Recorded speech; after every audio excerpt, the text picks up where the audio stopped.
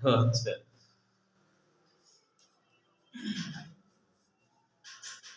আচ্ছা, এখান থেকে দেখো পরের প্যারাতে যাওয়ার আগে একটু দেখো এখানে কি কি এমসিকিউ আসছে, অনেকগুলো আসছে এখান থেকে বোর্ড পরীক্ষায়।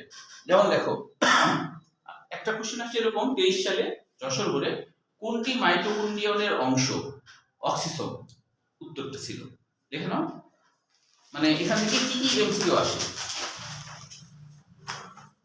কারণ গতানুগতিক এমসিকিউ এইগুলোর মধ্যে থেকেই পাবা তোমরা। হ্যাঁ, এটা একটু ঘুরাই ফিরাই দেখি।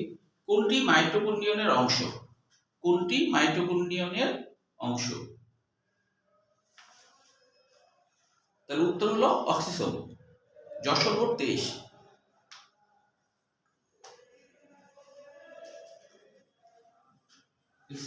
আচ্ছা, এরপরে দেখো 2 নম্বর, মাইটোকন্ড্রিয়নের ভিতরের স্তরের ভাঁজকে কি বলে?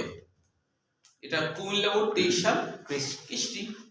সোজা পারবা না, লিখে নাও যে এটা যে আসছে, তাহলে যেগুলো বলছে না এইগুলাই ঘুরে ফিরে আসবে। লেখো যে মাইটোকন্ড্রিয়নের ভিতরের স্তরের ভাঁজকে কি বলে? উত্তর হলো কৃষ্টি।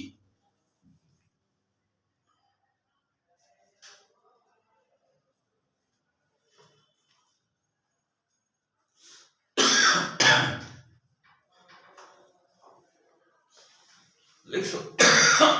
এবার দেখো আরেকটা আসছে, কোন অঙ্গাণুতে কেফ চক্রের বিক্রিয়া সংঘটিত হয়?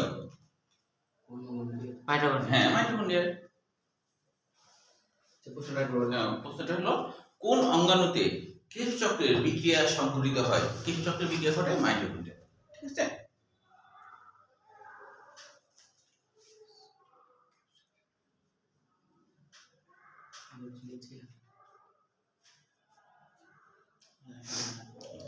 তারপর দেখো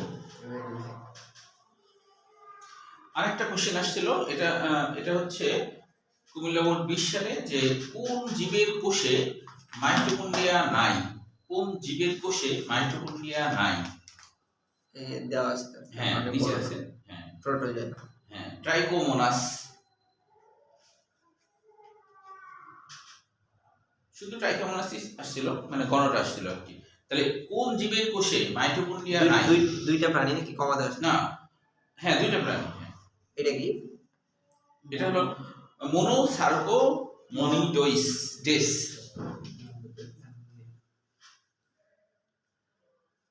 এখানে খালি জেনাসি আছে, এর স্পিসিস দেয়নি, স্পিসিস তো আছে দেয়নি। আচ্ছা, তাহলে ট্রাইকোমোনাস এখন পরেরটাও দিতে পারে, তাই না?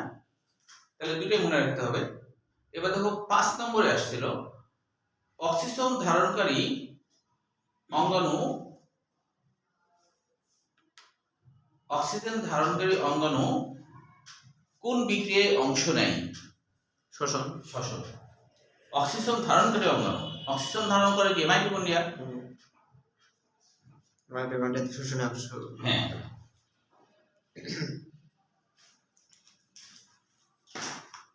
এটা ঢাকা বোর্ড 21 সালে আসছিল।